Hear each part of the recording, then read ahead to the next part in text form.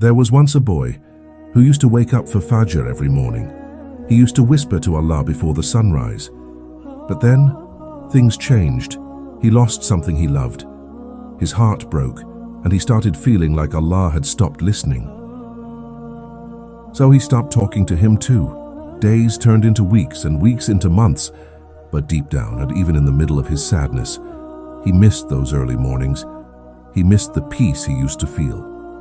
One night he sat alone scrolling through his phone and saw an old photo of himself smiling after prayer.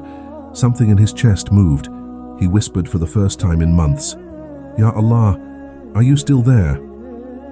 And subhanallah, that night for the first time, he slept peacefully, not because his problems were gone, but because his heart had remembered its home again.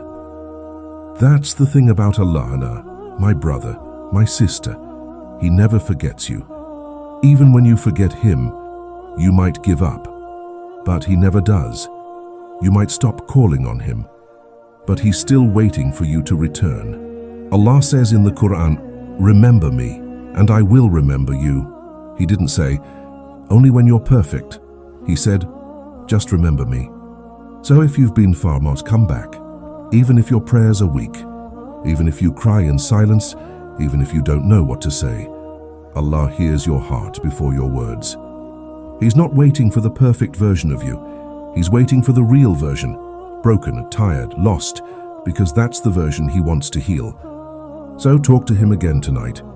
Before you sleep, raise your hands and whisper, "Ya Allah, I miss you." And just like that, you'll feel it. That soft peace returning to your heart. Because no matter how far you go, Allah never forgot you. He never left you. He was just waiting for you to look back.